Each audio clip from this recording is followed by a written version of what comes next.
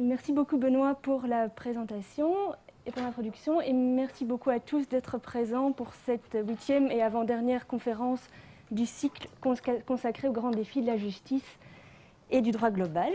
Alors aujourd'hui, nous allons aborder un objet qui, contrairement à d'autres évoqués lors des précédentes conférences, a toujours eu vocation à la globalité et à une certaine indépendance vis-à-vis des acteurs étatiques. Je veux bien sûr parler de l'Internet. Donc on parle souvent de l'Internet en ce qu'il pose des défis pour le droit, parce que l'Internet apparaît comme un espace sans frontières, auquel il est difficile, voire impossible d'appliquer les règles juridiques, d'autant plus que la question du droit applicable n'est pas toujours aisée à résoudre.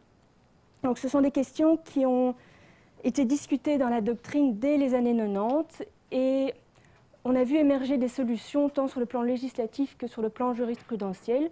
Donc aujourd'hui, en 2015, il est tout à fait clair que l'Internet n'est pas une zone de non-droit, que ce qui est illégal hors ligne, dans la vie physique, le reste en ligne. Et donc les internautes peuvent être poursuivis pour les activités illégales qu'ils commettraient en ligne. Et la presse fait d'ailleurs régulièrement l'écho de telles condamnations, comme vous pouvez le voir dans les quelques coupures de presse que je projette ici maintenant. Donc vous voyez qu'on peut être condamné à la fois pour des faits de téléchargement illégal, donc c'est assez courant, mais aussi pour des activités menées en ligne qui ne seraient pas légales. Et là, il s'agissait par exemple d'un site divorcediscount.com qui permettait à des couples de divorcer par consentement mutuel assez facilement, et ça avait déplu à l'ordre des avocats d'Aix-en-Provence. Ce qui peut aussi amener des condamnations, ce sont des injures menées lancées sur les réseaux sociaux, que ce soit Twitter, donc ici le cas d'une activiste féministe, ou aussi sur Facebook, le cas d'un salarié qui critique son patron sur Facebook, ou encore plus récemment les cas d'apologie du terrorisme, comme avec la nouvelle affaire Dieudonné à la suite des attentats à Paris contre Charlie Hebdo. Donc là, ce sont pour les cas liés à des internautes, mais les plateformes elles-mêmes peuvent être condamnées. Donc on pense notamment au cas de Twitter, qui a été condamné en France à communiquer les données permettant l'identification des utilisateurs dans l'affaire qui a fait grand bruit il y a quelques années autour des tweets qui portaient le hashtag un bon juif ou le hashtag un juif mort. Donc tout ça pour vous montrer que Internet n'est pas en soi une zone de non-droit et que vous pouvez être poursuivi pour ce que vous faites en ligne. Bien sûr, je ne prétends pas que tous les problèmes sont réglés à ce niveau-là, mais ce n'est pas ce qui va constituer l'objet principal de ma conférence. Donc ce qui va plutôt m'intéresser aujourd'hui, c'est la question de l'Internet en tant que c'est une zone qui échappe au contrôle de l'État et qui pose un défi au paradigme national et international de la régulation de l'espace public.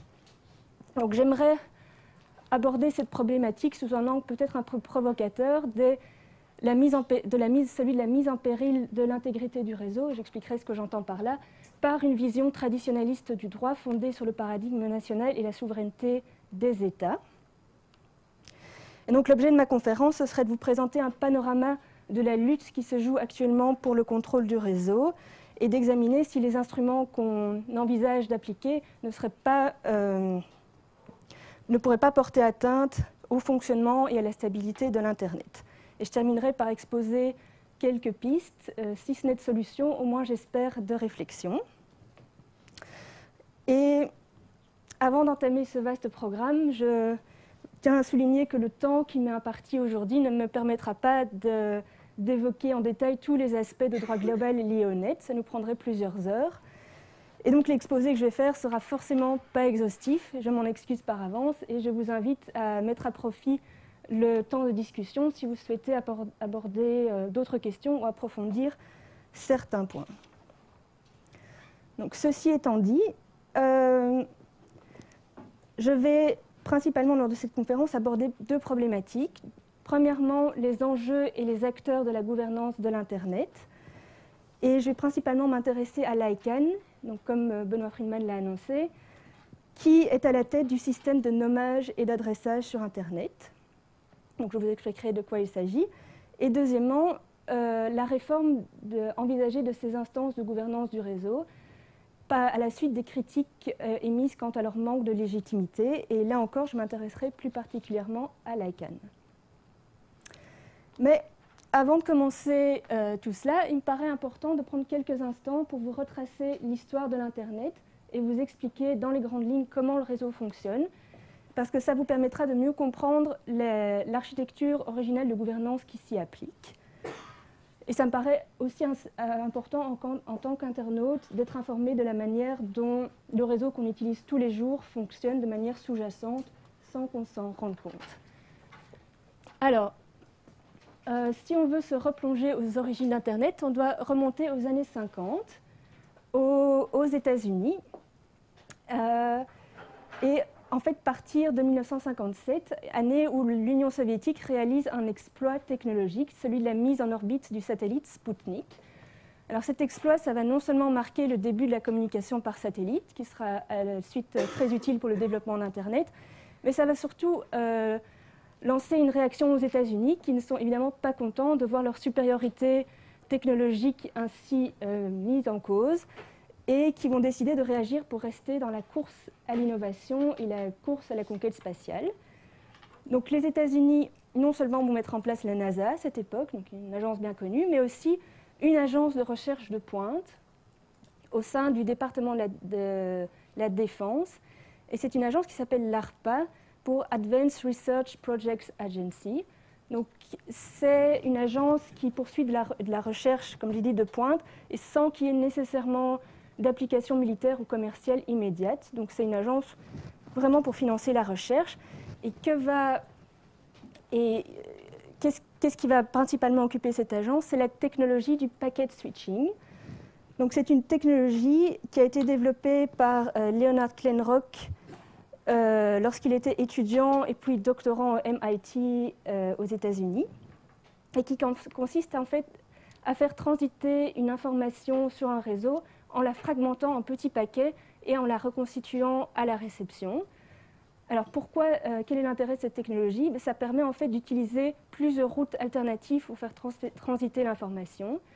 Avec les technologies précédentes, donc par exemple le téléphone, vous aviez une route de communication qui était définie avant que la communication ne soit lancée, et il n'était pas possible de la changer en cours de route, même si un autre moyen apparaissait plus efficace. Avec le packet switching, donc en découpant l'information, on peut non seulement accélérer le transfert, mais on peut aussi éviter avoir des routes alternatives au cas où il y aurait un nœud de communication qui ne fonctionnerait pas. Donc j'espère que la petite animation ici vous permettra peut-être de mieux comprendre. Donc vous voyez, donc, le paquet est parti de son point de départ, circule sur le réseau et puis est reconstitué à l'arrivée. Je vais le remettre une deuxième fois, comme ça c'est bien clair. Et donc c'est un système qui privilégie l'efficacité.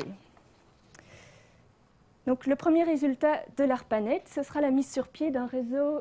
Le premier résultat de l'ARPA, ce sera l'ARPANET, un réseau expérimental qui implémente en fait cette technologie du packet switching et qui connecte entre eux les ordinateurs de 4 universités américaines. Donc vous voyez là, ce sont les universités de Stanford, de Santa Barbara, de Los Angeles et une université dans l'Utah. Et donc ceci, c'est l'ancêtre d'Internet. Donc vous voyez, il y a moins de 50 ans, à quoi ressemblait le réseau. C'est assez intéressant de voir que ça a commencé de manière aussi modeste. Donc ce réseau ARPANET va progressivement évoluer, reconnecter de plus en plus d'universités aux États-Unis. Et parallèlement, dans d'autres parties du monde, des réseaux similaires qui implémentent la même technologie du packet switching se développent. Mais le problème, c'est que tous ces réseaux n'obéissent pas aux mêmes normes techniques. Donc il y a des problèmes d'interopérabilité et de connexion entre tous ces réseaux. Et pour pouvoir les faire communiquer, il va falloir développer un langage commun. Et ce sera fait à la fin des années 70 par Vinton Cerf et Robert Kahn. Donc Vinton Cerf qui est un chercheur qui est un chercheur à Stanford et qui est considéré par certains actuellement comme le père de l'Internet, et Bob Kahn, qui travaillait au sein de l'ARPA. Ils ont mis au point un protocole, qui s'appelle le protocole TCP/IP. Donc c'est le Transmission Control Protocol Internet Protocol, qui en gros repose sur la technologie du packet switching et qui assigne à chaque ordinateur connecté au réseau une adresse, ce qu'on appelle une adresse IP, donc une suite numérique qui permet aux ordinateurs de communiquer entre eux, et ça permet aux paquets de données de savoir quelle est leur destination, donc de manière très schématique. Et donc quand ARPANET adopte ce protocole en 1983, ça veut dire que tous les utilisateurs d'ARPANET peuvent communiquer via leur ordinateur avec les autres utilisateurs qui utilisent ce même protocole. Et donc c'est comme ça qu'Internet va naître, par l'interconnexion progressive de réseaux d'ordinateurs, et le nom Internet découle de cette idée. Donc Internet, ça veut dire en fait Interconnected Networks. Donc c'est ça qui va lancer vraiment le développement du réseau. Mais il faut bien avoir à l'esprit qu'à cette époque, dans les années 80, Internet, c'est avant tout la chasse gardée des scientifiques et des ingénieurs qui utilisent le réseau pour communiquer et pour mettre en commun des ressources, principalement via l'email. Il n'y a pas encore d'interface graphique à cette époque, donc ce n'est pas du tout accessible pour le grand public. Et le trafic commercial n'est d'ailleurs pas organisé sur le réseau. Deux innovations vont permettre de mener à l'Internet tel qu'on le connaît aujourd'hui. C'est d'abord la mise sur pied d'un système de nommage et d'adressage, le Domain Name System, et ensuite l'invention du World Wide Web. Donc vous voyez derrière moi les photos de ces pères fondateurs de l'Internet avec le protocole qu'ils ont développé. Donc pour ce qui est du Domain Name System, il faut bien comprendre que tout réseau d'ordinateurs a besoin d'un système d'adressage et de nommage, enfin un système de localisation des ordinateurs sur le réseau pour permettre aux ordinateurs de communiquer entre eux. Donc au début de l'ARPANET, c'était fait de manière très simple. Il y avait un fichier qui, comme un répertoire téléphonique, répertoriait les adresses IP d'un côté et de l'autre côté le nom des ordinateurs correspondants. Mais vous imaginez bien que plus le réseau a grandi, plus ce fichier est devenu ingérable, parce qu'il fallait tout le temps le mettre à jour et puis l'envoyer à tous les ordinateurs du réseau. Donc à un moment, ce n'était plus possible.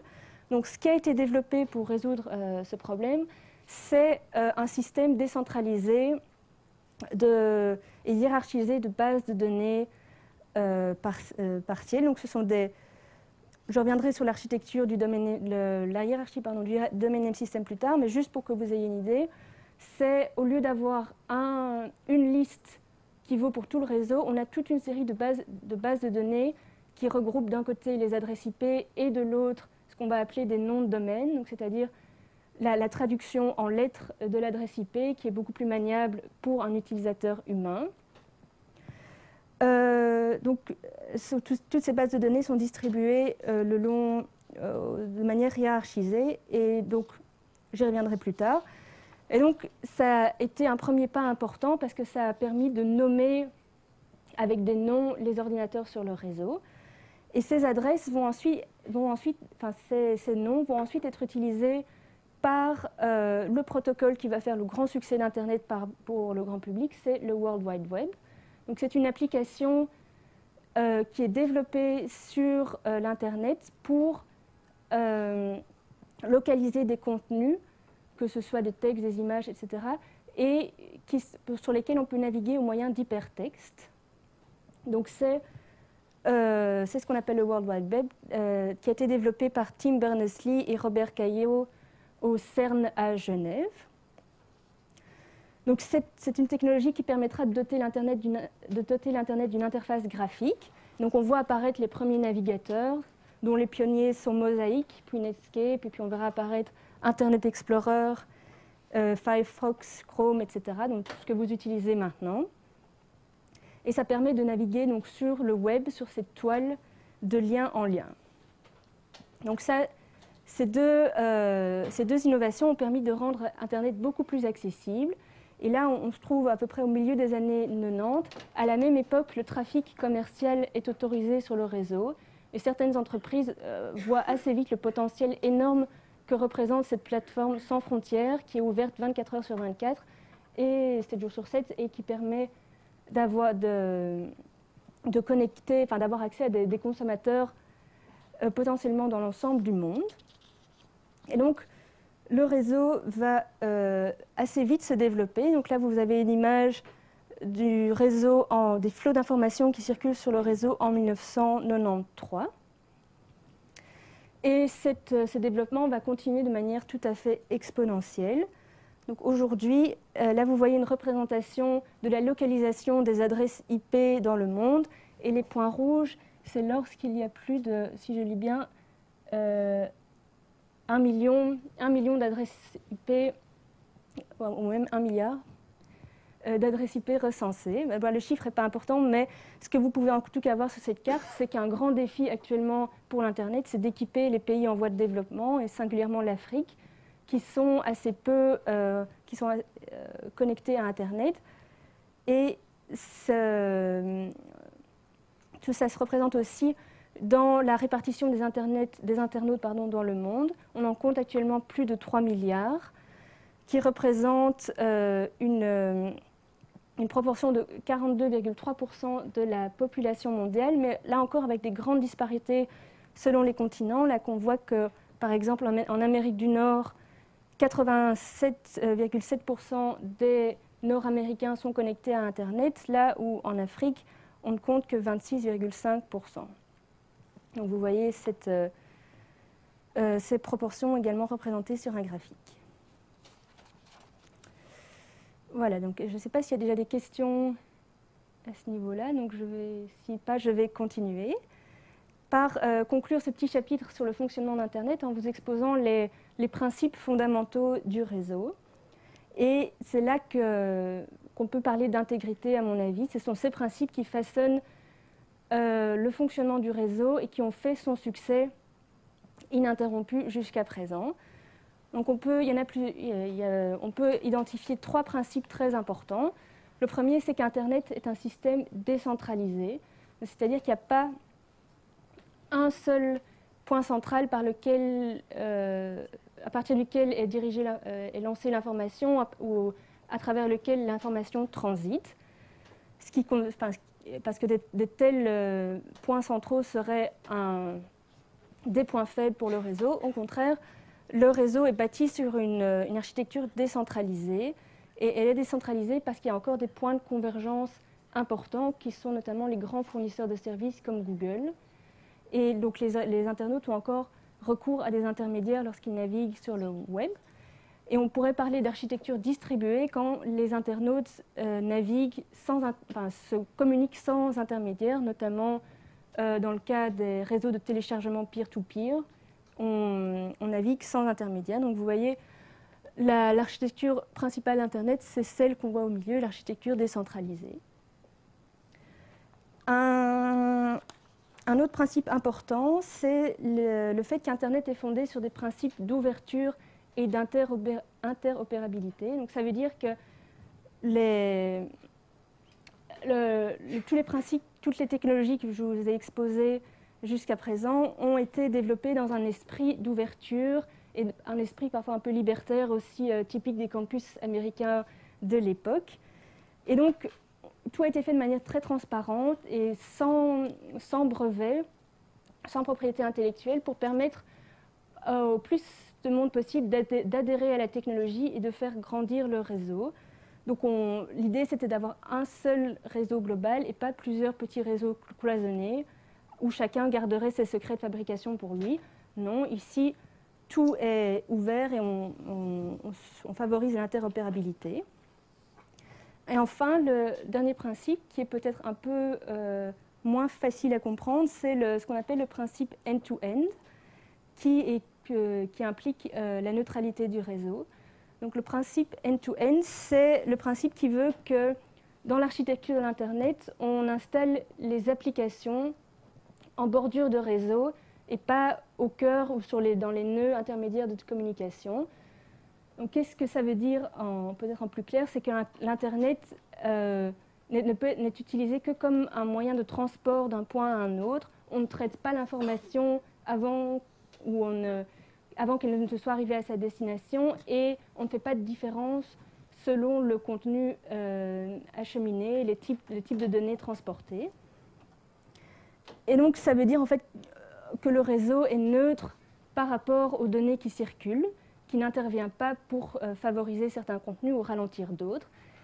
Et donc c'est un principe important pour l'Internet, cette neutralité, et elle fait l'objet de grands débats actuellement, notamment aux États-Unis, où la discussion a atteint un point important fin février de cette année, lorsque la FCC, la Federal Communications Commission, qui est le régulateur des communications aux États-Unis, a décidé, après de longs débats et après un vote 3 contre 2 au sein des commissaires qui composent cette commission, a décidé que l'Internet américain devait être considéré comme un bien public, au même titre que le réseau téléphonique, et qu'il serait interdit aux opérateurs tels que les fournisseurs d'accès de bloquer arbitrairement des contenus légaux, de ralentir ou d'accélérer des flux de données, ou de traiter différemment et moyennant paiement certains contenus. Parce que ce qu'il faut bien comprendre, ce que certains opérateurs souhaiteraient faire, c'est faire payer plus cher pour les applications qui demandent beaucoup de bandes passantes, comme par exemple la vidéo. Donc faire payer plus cher des sites comme YouTube et Netflix qui consomment beaucoup. Et c'est un principe qui irait à l'encontre de la neutralité de l'Internet parce qu'il impliquerait de discriminer. Et ça aussi, ça mettrait peut-être un coup à l'innovation de l'Internet parce que ça favoriserait les opérateurs qui sont déjà en place, donc comme Google par exemple, qui a les moyens de payer plus cher pour que ses utilisateurs aient un accès plus rapide à ses services. Et ça empêcherait la nouvelle start-up d'obtenir du succès parce qu'elle ne pourrait pas avoir accès à ces autoroutes beaucoup plus rapides sur Internet. Donc c'est un principe important qui est consacré aux États-Unis depuis très récemment et qui a également été inscrit dans la loi au Brésil en avril 2014. Qu'en est-il au niveau de l'Union européenne? Là, la situation est moins claire.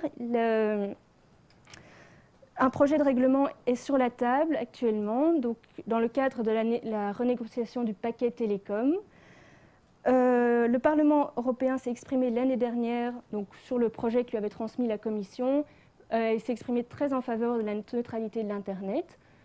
C'est reparti, comme vous le savez, a été envoyé ensuite au Conseil des ministres, qui lui s'est montré beaucoup plus circonspect et a prévu des possibilités d'exception pour ce qu'il appelle les services requérant un niveau spécifique de qualité.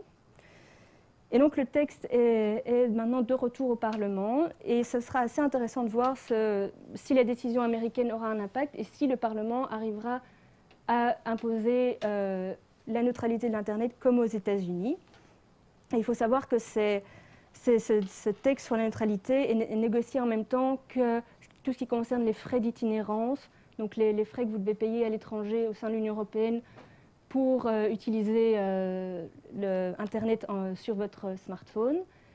Et donc c'est un autre dossier assez chaud et il y a des craintes parmi les activistes qui militent pour la neutralité du net que la neutralité du net passe un peu à côté de cette problématique du roaming qui est directement intéressante pour la plupart des citoyens européens.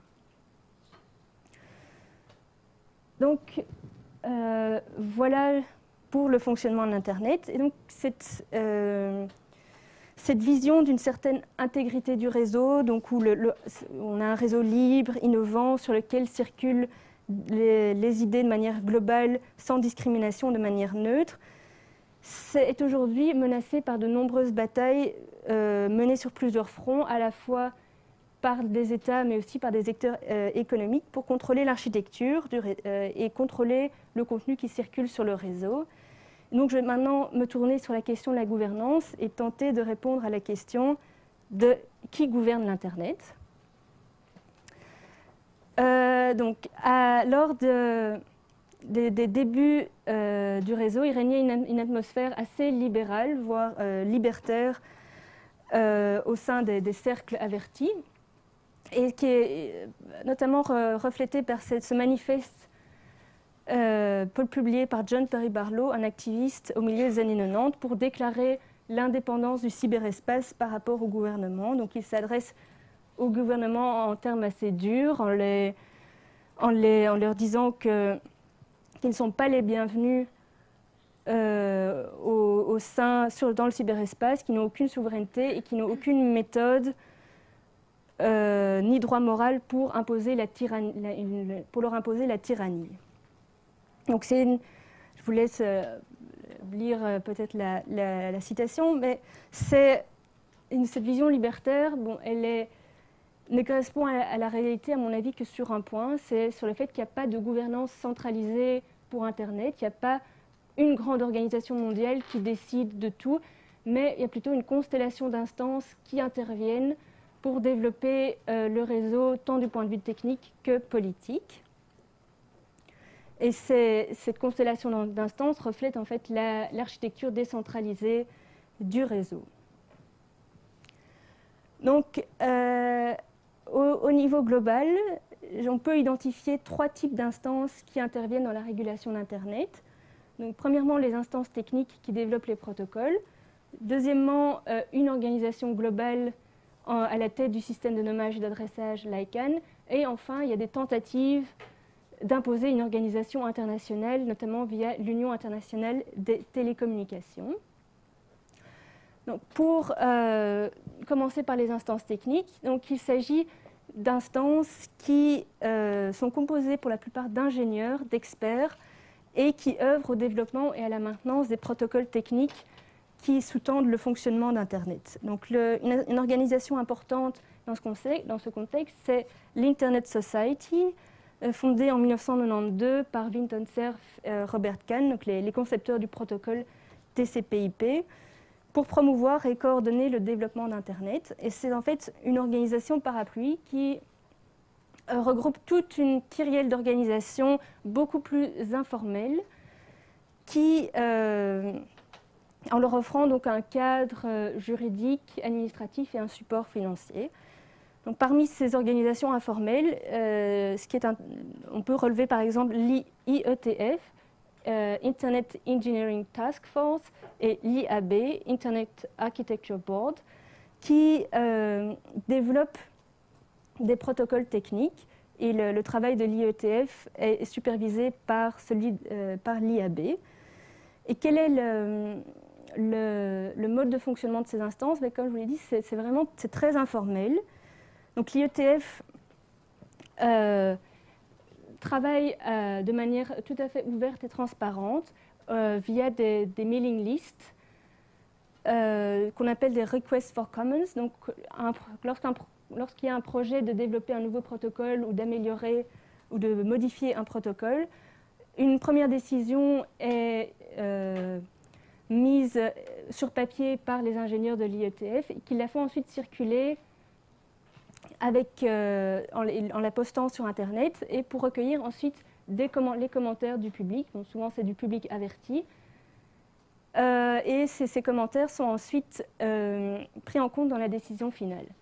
Et comment est prise cette décision finale? C'est selon un principe vraiment très typique à l'Internet, c'est celui du Raw Consensus and Running Code.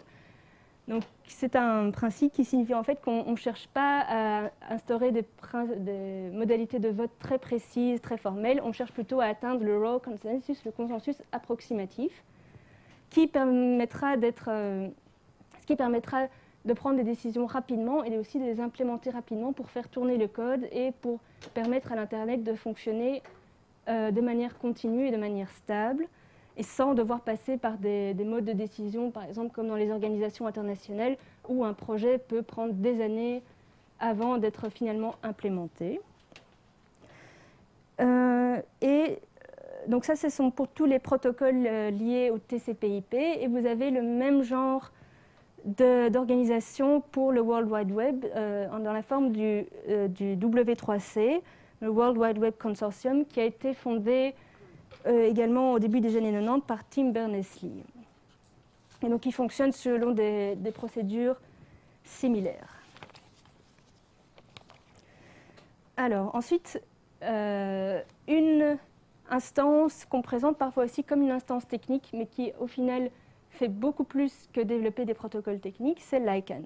Donc l'ICANN, c'est l'Internet Corporation for Assigned Names and Numbers, donc la société pour l'assignation des noms et des chiffres, des noms et des nombres sur Internet, qui en fait est à la tête du système de nommage et d'adressage, et qui gère en fait cette ressource fondamentale du réseau en vertu d'un contrat avec le gouvernement des États-Unis.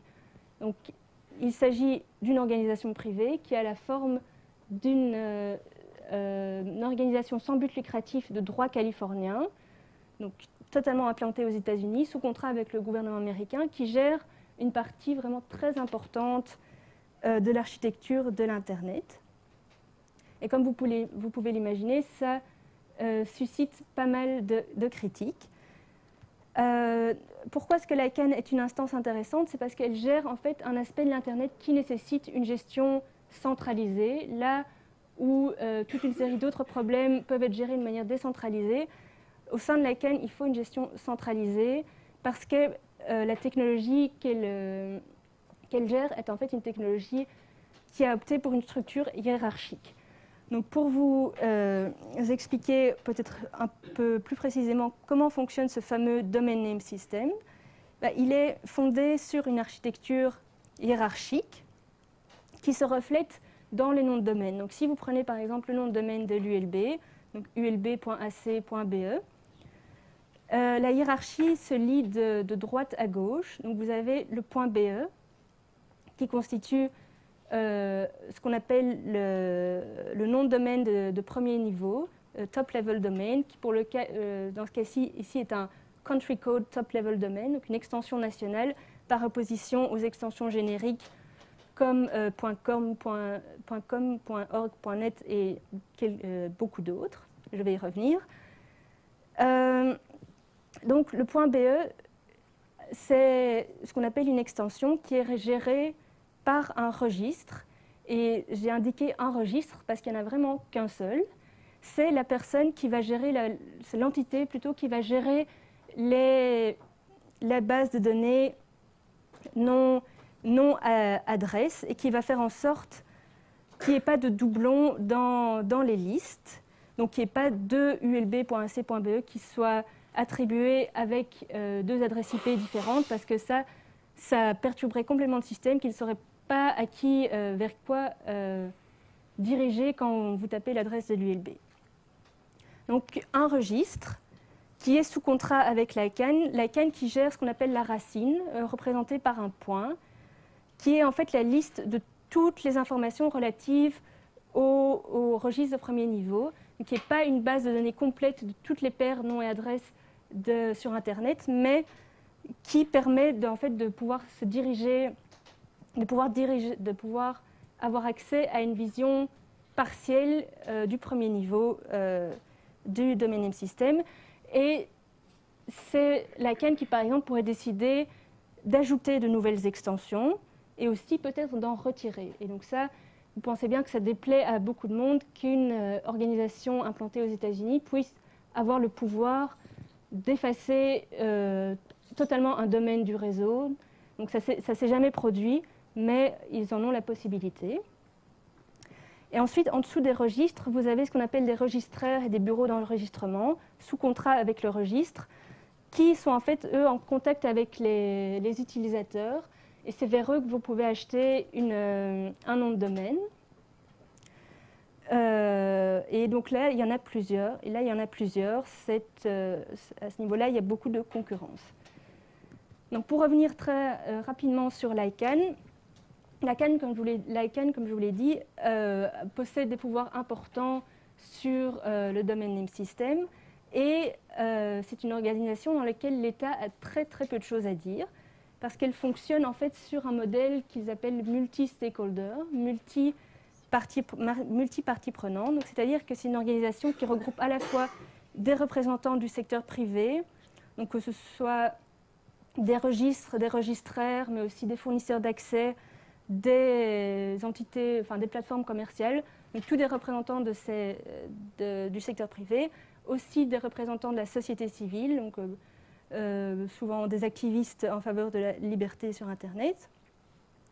Et ces représentants forment ce qu'on appelle des organisations de soutien qui discutent et qui développent les grandes décisions de l'ICANN, aussi avec un modèle qui ressemble un peu à celui du ETF, où on demande souvent l'avis du public, on publie les projets de décision et on recueille l'avis des internautes.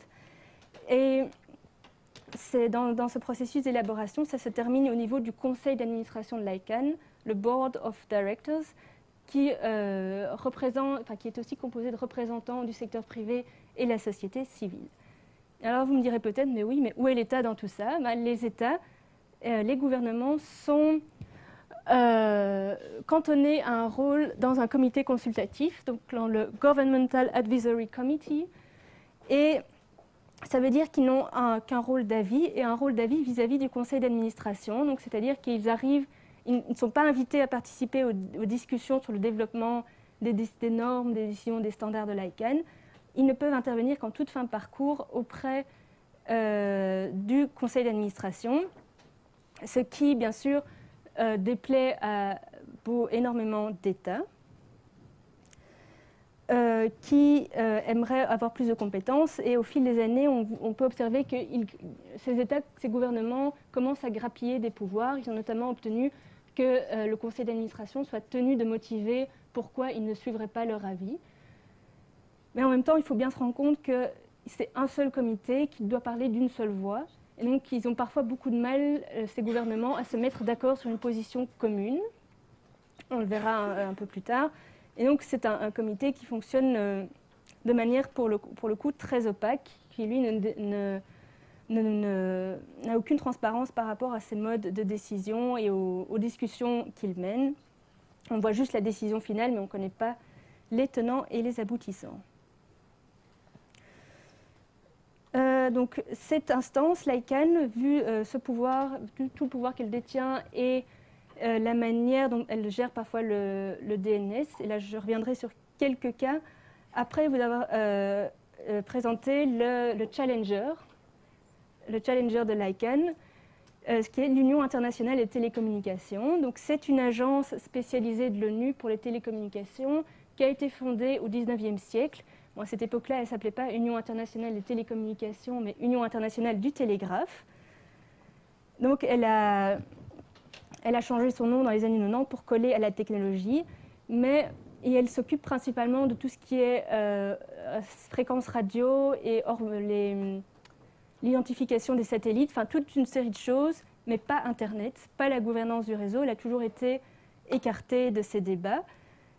Mais certains États aimeraient quand même avoir plus de pouvoir sur l'Internet via cette instance. Et on peut soulever deux événements qui ont été organisés par cette organisation internationale.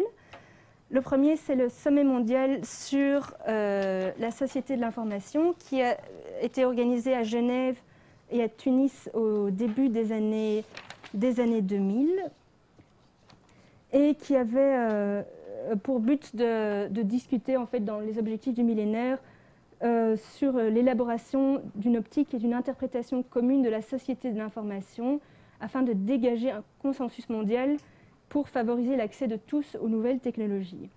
Donc le mandat de ce sommet était assez large, mais au final, ce qui a surtout occupé les discussions, c'est la place de l'ICANN dans la gouvernance de l'Internet et le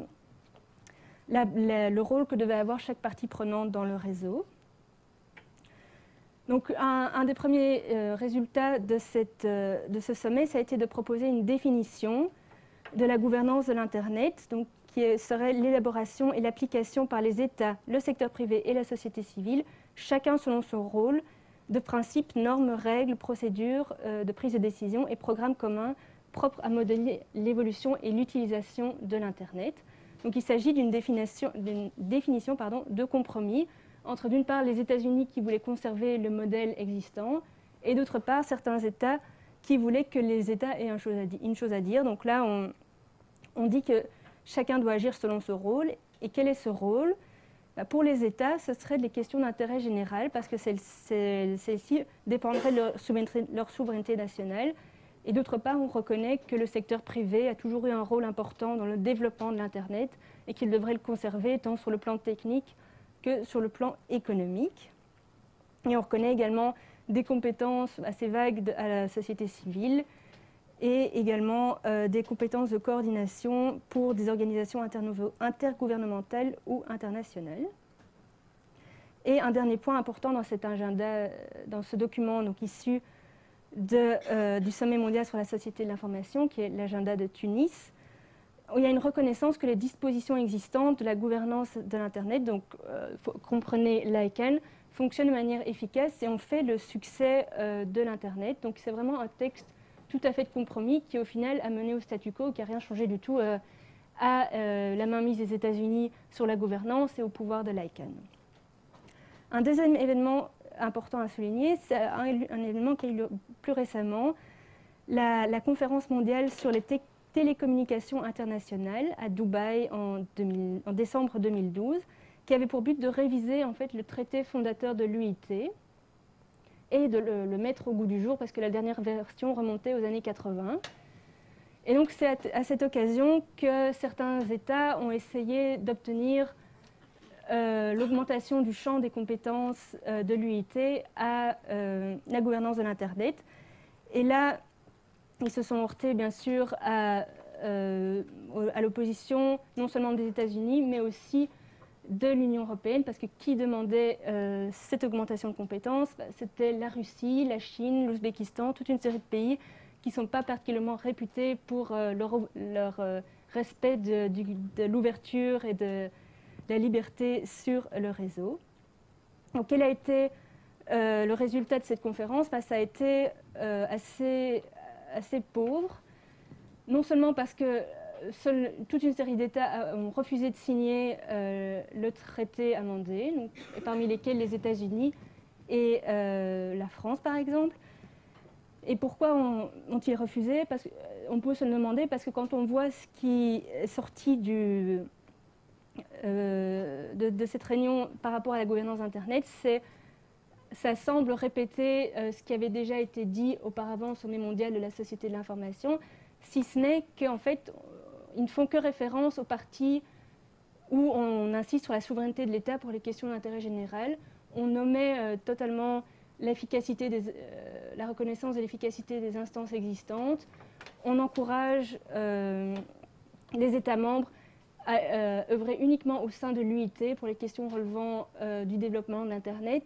Et on passe totalement sous silence le fait que l'UIT en fait, n'a pas vraiment de compétences dans ce domaine et qu'il serait peut-être plus utile de s'activer au sein de l'ICANN. Donc c'est tout ça, toutes ces réunions internationales montrent en fait que le modèle international, en tout cas jusqu'à présent, ne s'est pas montré ne peut pas être considéré comme un modèle efficace actuellement. En tout cas, il ne parvient pas à convaincre les États, notamment du monde occidental. Alors tout ça pourrait peut-être changer parce que l'ICANN fait à nouveau actuellement le feu de actuellement sous le feu des critiques à la suite d'un programme qu'elle a lancé en 2012, un programme de libéralisation des extensions génériques. Donc je vous ai dit au début qu'on fait la différence entre les extensions nationales comme .be, .fr et les extensions génériques. Et on voit que jusqu'à 2012, il n'y avait qu'une petite vingtaine d'extensions génériques. Donc on connaît bien .com, .org et .net, peut-être aussi .edu, .mil. Mais je vous mets au défi de nommer d'autres extensions. Donc des extensions génériques, jusqu'à présent, c'était vraiment très limité et on voyait vraiment une prépondérance assez impressionnante du .com, ce qui a en fait entraîné un problème de concurrence assez important parce que, comme je vous l'ai dit, au niveau du registre, donc au niveau du .com, il ne peut y avoir qu'un seul opérateur qui gère la base de données et qui après fait les contrats avec les registraires qui vont vendre les noms de domaine. Et donc ça constitue un monopole vraiment ultra important et qu'on ne peut pas dans les faits modifier parce qu'il faut vraiment qu'il n'y ait qu'une seule instance pour gérer la base de données. Et donc, qu'est-ce qu'on va faire pour améliorer la situation concurrentielle? Ce sera d'ouvrir paradoxalement des nouveaux marchés monopolistiques et d'ouvrir de nouvelles extensions.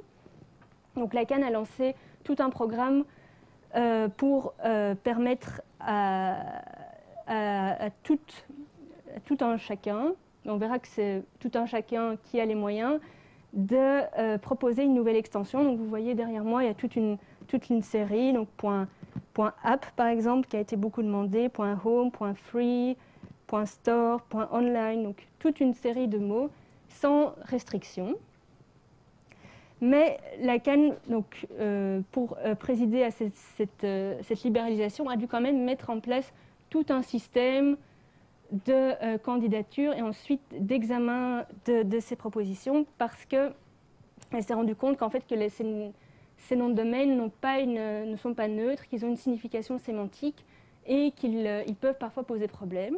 Et comment on s'en est-elle rendu compte? C'est à la suite d'un précédent qui a causé beaucoup de problèmes dans les années 2000 au sein de l'ICANN, c'est le précédent XXX, qui avait été demandé lors d'un appel à candidature précédent qui était beaucoup plus limité par une entreprise pour que ce soit destiné aux sites avec du contenu pornographique.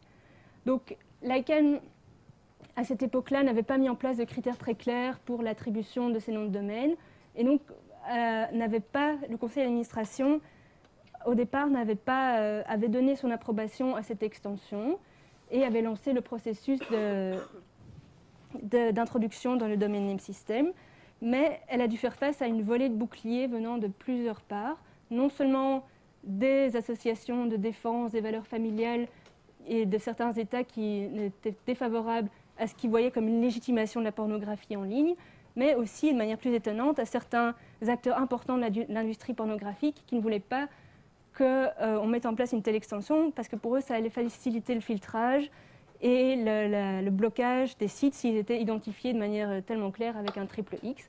Donc vous voyez la photo ici de la manifestation, ce sont des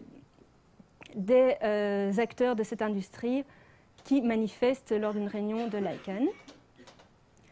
Donc, face à toutes ces pressions, qu'est-ce que l'ICANN a fait? Le conseil d'administration a finalement décidé de retirer son approbation, et ça, bien sûr, ça a déplu au candidat qui a eu alors recours à un système d'arbitrage prévu dans les statuts de l'ICANN de manière générale pour vérifier que l'ICANN prend ses décisions en suivant une procédure équitable. Et là, la conclusion du panel arbitral a été sans appel, c'est que cette décision de l'ICANN ne respectait pas les statuts. Donc même si ce n'était pas contraignant, l'ICANN a alors décidé d'encore une fois changer d'avis et a finalement attribué l'extension qui est maintenant en usage. Donc, j'ai passé un peu de temps sur cette extension parce que ça vous permet de comprendre en fait le système mis en place par l'ICANN pour évaluer les candidatures et pour surtout éviter au conseil d'administration de devoir encore se pencher sur toute une série de questions sur la signification sémantique des noms de domaine pour lesquels ils sont pas du tout, des questions qui ne sont pas du tout intéressés de traiter. Donc, pour ce système, il y a d'abord tout un processus d'évaluation des candidatures pour vérifier que les candidats ont les capacités financières et logistiques pour gérer une extension. Donc, il faut bien comprendre qu'il ne s'agit pas d'acheter un nom de domaine et de gérer son nom de domaine comme tout un chacun peut le faire, mais il s'agit vraiment de gérer un nouvel espace sur Internet.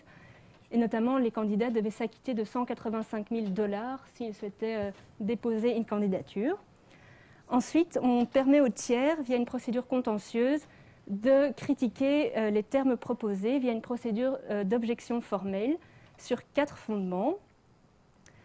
Ces 4 fondements sont la confusion, le droit des marques, ce qui est assez classique, mais plus étonnamment, l'ordre public et la morale, et d'un autre côté, et également les intérêts d'une communauté définis de manière assez large.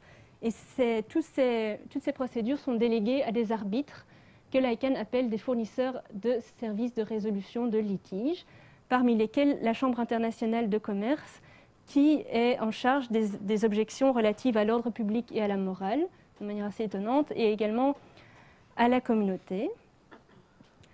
À côté de ça, l'ICANN a également mis en place ce qu'elle appelle un objecteur indépendant qui était chargé d'introduire des objections au nom des intérêts de la communauté Internet, donc une sorte de ministère public. Et elle a désigné le professeur Alain Pellet, donc un professeur de droit international français, pour cette tâche. Et il a principalement introduit des objections pour des extensions qui touchaient le secteur médical, donc en arguant que qu'il pouvait y avoir une violation du droit de la santé. Et enfin, la dernier élément à prendre en compte, c'est l'intervention possible des États auprès du conseil d'administration. Donc même si le conseil d'administration avait annoncé qu'il ne souhaitait pas avoir à décider d'approuver ou non des candidatures, il y a quand même dans le programme une petite porte qui est laissée ouverte pour permettre au conseil d'administration de vérifier que la candidature est conforme aux intérêts de l'Internet. Et c'est à ce niveau-là que les États réunis au sein de leur comité consultatif gouvernemental peuvent essayer d'intercéder. Et donc ça, c'est pour la procédure d'objection. Et enfin, une procédure également mise en place pour départager les candidats à une même extension. Soit il y a une procédure pour déterminer si un des candidats n'est pas plus représentatif qu'un autre pour la communauté qui est visée par l'extension. Je vous donnerai un exemple tout de suite. Et s'il n'y a pas de telle priorité, alors on met en place un système d'enchères. Donc tout ce système a été assez fort critiqué, notamment parce que l'ICANN, on va le voir tout de suite, ces arbitres ont pris des décisions à caractère plutôt politique, mais aussi parce que c'est un programme qui a permis de rapporter énormément d'argent à l'ICANN, alors qu'il s'agit d'une organisation à but non lucratif à la base. Alors, pour vous donner quelques exemples de cas qui ont un peu défrayé la chronique, un premier exemple, c'est le cas du point gay, qui a été demandé par 4 candidats. Donc, un candidat, .gay, qui est soutenu par ILGA. ILGA, qui est une organisation internationale de défense des droits des personnes LGBT. Et face à cette candidature, donc soutenue apparemment par la communauté, 3 candidatures introduites par des entreprises uniquement dans le but de faire du profit et qui n'annonçaient pas du tout leur intention de mettre en place des procédures pour éviter que les personnes qui enregistrent les noms sous le point gay ne soient des personnes en fait hostiles à la communauté gay ou des personnes qui en fait ne voudraient que tirer profit de cet identifiant gay. Là où .gay, donc qui est soutenu par ILGA, lui a mis en place tout un processus pour assurer que les personnes qui obtiennent une adresse sous le .gay soient des personnes qui soient, soit des entités qui soient agréées par ILGA ou par des organisations similaires. Donc ILGA a introduit des objections sur le fondement de la communauté contre ces trois entités, et l'arbitre dans chaque cas a rejeté en disant que ILGA, qui devait prouver un préjudice à la communauté si une des entreprises était désignée, avait en fait pas réussi à prouver ce préjudice parce que ils estimaient que la seule perte d'une chance pour .gay de ne pas avoir accès, de ne pas être désigné au final n'était pas suffisante, et ils renvoyaient en fait à la procédure mise en place pour départager les candidats. Et là, donc c'est une procédure qui est également mise en place gérée par des arbitres désignés par l'ICANN. Et là, assez étonnamment, le caractère communautaire de la candidature soutenue par ILGA n'a pas été reconnu. Et l'arbitre, avec toute une série de considérants parfois un peu étonnants, notamment le fait qu'ILGA ne serait pas assez représentatif de la communauté gay parce qu'il représenterait également les alliés de la communauté gay. Donc c'est sur des arguments un peu de texte, un peu bizarres. On a rejeté le caractère communautaire d'ILGA qui se retrouve maintenant dans un lot qui va être soumis aux enchères, donc le lot pour le point gay. Et ça a suscité pas mal de critiques parce qu'on ne voit pas vraiment en quoi l'ICANN peut décider de qui va gérer une extension a priori si importante. Et actuellement, le dossier est toujours en traitement et on va voir si ILGA va réussir à faire plier l'ICANN ou si au final on va quand même aller jusqu'à l'enchère. Donc à suivre. Autre dossier important, c'est le dossier du point Amazon, qui, là, c'est une candidature donc, qui a été déposée par Amazon, l'entreprise bien connue de commerce en ligne, et contre laquelle l'objecteur indépendant a introduit une objection en disant que ça allait constituer une appropriation intolérable des intérêts de la communauté des personnes qui vivent dans la région de l'Amazonie en Amérique du Sud. Et là, cette objection a également été rejetée, et parce que l'arbitre n'a pas du tout été convaincu par les arguments de l'objecteur indépendant en disant que le site amazon.com existe depuis 20 ans, que la marque Amazon est une marque déposée qui existe aussi depuis une vingtaine d'années, sans que ça n'ait jamais posé aucun problème apparemment pour la communauté de l'Amazon, et il ne voyait pas en quoi le fait d'avoir une extension allait changer cette donne. Donc l'objection est rejetée, mais le dossier n'en est pas resté là. Sur ce point-là, les États ont réussi à se mettre d'accord au sein du comité gouvernemental. Donc le Brésil et d'autres États d'Amérique du Sud ont réussi à obtenir le consensus des États pour demander que l'ICANN rejette cette candidature, et ils l'ont obtenu. Le conseil d'administration s'est immiscé dans le processus et a dit qu'il fallait arrêter l'examen de la candidature.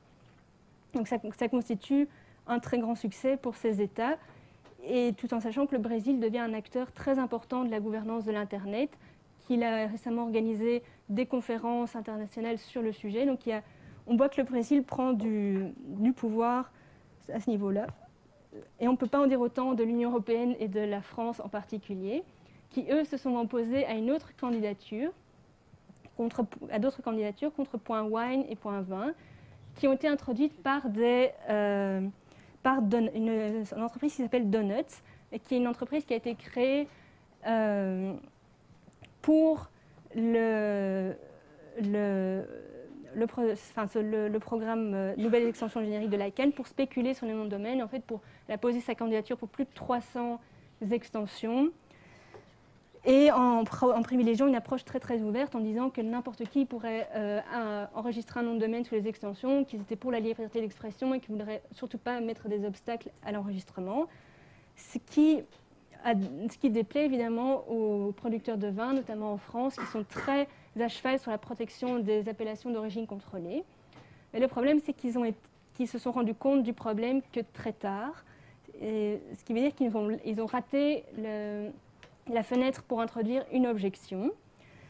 Et donc, ils se sont retrouvés bien embêtés. Et qu'est-ce qu'ils ont fait? Ils sont allés trouver l'acteur qui leur paraissait le plus à même de régler leurs problèmes, c'est-à-dire l'État français. Et on a vu le même mouvement dans d'autres États européens. Et donc, la France a essayé d'obtenir la même chose que ce que le Brésil avait obtenu avec Amazon, donc le rejet par le conseil d'administration de cette candidature. Et jusqu'à présent, c'est resté tout à fait sans succès. D'une part parce qu'il n'y a pas de consensus au sein des gouvernements. Les États-Unis, par exemple, qui n'ont pas un tel système de protection des appellations d'origine contrôlée, ne sont pas particulièrement sensibles au problème. Ils ne voient pas en quoi le fait que n'importe qui pourrait gérer champagne.vin soit un problème, en gros. Et aussi, ils ont assez beau jeu de dire qu'il y avait une procédure en place et que, tant pis, dommage, vous avez loupé le coche, vous n'avez pas loupé le moment de soulever les intérêts des producteurs viticoles en France ou en Europe. Tant pis. Mais il faut suivre quand même le dossier parce que c'est toujours pas réglé, donc c'est toujours en négociation. Donc peut-être que l'Union européenne va réussir à faire jouer un rapport de force, mais jusqu'à présent, ça paraît un peu mal parti. Donc tout ça, tous ces cas pour vous montrer que l'ICANN prend des décisions qui ne sont pas uniquement techniques, mais tranche aussi toute une série de conflits, de droits, d'intérêts et de valeurs, et prend des décisions politiques, ce qui déplaît à beaucoup de monde, et ce qui a relancé le débat en fait, sur la réforme de l'ICANN et sur une meilleure responsabilité de cet acteur, notamment demandée par la France, qui est vraiment outrée de son traitement à la suite de cette affaire .20. Et tout ça dans un contexte où le gouvernement américain a annoncé qu'il allait se désengager, en tout cas en partie, de la gouvernance de l'Internet. Donc l'agence qui gère le contrat avec l'ICANN, le contrat qui lui donne sa compétence, a annoncé l'année passée qu'elle allait se désengager, et donc il fallait trouver une nouvelle manière il fallait voir comment allait évoluer l'ICANN. Est-ce qu'elle allait devenir donc complètement autorégulée et plus sous le contrôle du gouvernement américain, ou est-ce qu'on allait remplacer le gouvernement américain par quelque chose d'autre? Et toutes ces discussions en fait trouvent un écho plus général dans la matière de la gouvernance de l'Internet, parce que l'ICANN peut vraiment être vue comme une sorte de laboratoire des solutions qu'on pourrait tenter, non seulement pour la gouvernance de l'Internet, mais aussi plus généralement pour des problèmes globaux, comme on en a déjà évoqué plusieurs aujourd'hui, pas aujourd'hui, mais lors du cycle de conférences. Et donc, on peut se poser la question du modèle à privilégier. Est-ce qu'il faut mettre en place une autorégulation totale par les ingénieurs? Ça paraît peu souhaitable au vu de la signification que peuvent prendre des noms de domaine, par exemple, et qui emportent des décisions importantes au niveau des conflits qu'il peut y avoir tant au niveau du droit, mais aussi plus généralement sur des valeurs ou sur des principes généraux. Donc l'autorégulation ne me semble pas un modèle qui a le vent en poupe. Pareil pour la régulation étatique, on voit bien que les tentatives menées au sein de l'UIT ont jusqu'à présent échoué. Elles ne requièrent pas le consensus. Et surtout parce qu'elles pourraient apporter des menaces par rapport aux principes fondamentaux de l'Internet. Donc certains voient d'un mauvais œil le fait de mettre une organisation centralisée, composée d'États à la tête du réseau, parce que certains notamment voient on pourrait voir ressurgir une idée qui a existé au début de l'Internet, celui de découper Internet selon des frontières nationales, de créer plutôt toute une série de réseaux nationaux qui sont interopérables, mais qui pourraient se déconnecter facilement. Et donc ça irait à l'encontre du principe de globalité du réseau, et aussi de son principe d'ouverture et de décloisonnement. Et aussi, on ne voudrait pas donner le contrôle à des États qui ne respectent pas les droits de l'homme, ou qui utiliseraient le contrôle de l'infrastructure technique pour faire de la surveillance ou pour museler la liberté d'expression. Donc, là, ça irait à l'encontre du principe end-to-end et de la neutralité du net.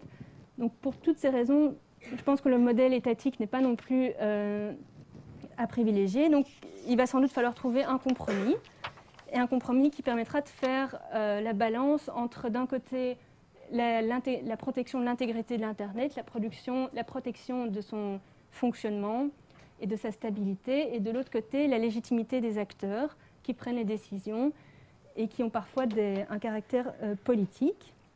Donc plusieurs solutions pourraient être envisagées. On pourrait par exemple envisager de sortir les États de leur comité consultatif au sein de l'ICANN et de les intégrer dans les organisations de soutien et au sein du conseil d'administration sur le même pied que les autres parties prenantes du réseau. Donc ça pourrait être une première solution. Une autre solution, ce serait de mettre en place des processus de contrôle et des processus de recours où là, peut-être, les États auraient plus de choses à dire, notamment lorsque les questions portent sur des questions de politique publique. Et ça permettrait peut-être alors de revenir un peu au modèle qui avait été issu du sommet mondial de la société de l'information, où chacun se voyait attribuer un rôle. Le problème de ce modèle, c'est que parfois c'est difficile de faire la différence entre une question d'intérêt général et une question liée à un processus technique. Enfin, il faudrait définir les rôles de chacun, et généralement on se rend compte que les problématiques ne sont pas aussi faciles à ranger dans des cases que le souhaiteraient certains États. Donc pour toutes ces raisons, et pour conclure, je pense que la matière de la gouvernance Internet nous oblige à vraiment repenser la manière dont le droit se fait et s'applique au niveau global. Et ça nous permet de voir que l'État étant en fait un acteur parmi d'autres et qui n'est plus du tout revêtu des atours de sa souveraineté lorsqu'on parle de l'Internet. Et donc, ça nous oblige à réfléchir et ça nous oblige aussi à nous intéresser au fonctionnement technique de l'Internet, qui peut apparaître un peu rébarbatif, mais qui pourtant est essentiel pour comprendre comment fonctionne l'Internet et comment est-ce qu'il peut être régulé de la manière la plus efficace sans porter atteinte aux principes qui ont fait le succès de ce réseau depuis le début, donc depuis les années 50. Et c'est une matière à laquelle, je pense, tout un chacun devra être attentif. Et voilà, j'en ai terminé. Je vous remercie pour votre attention.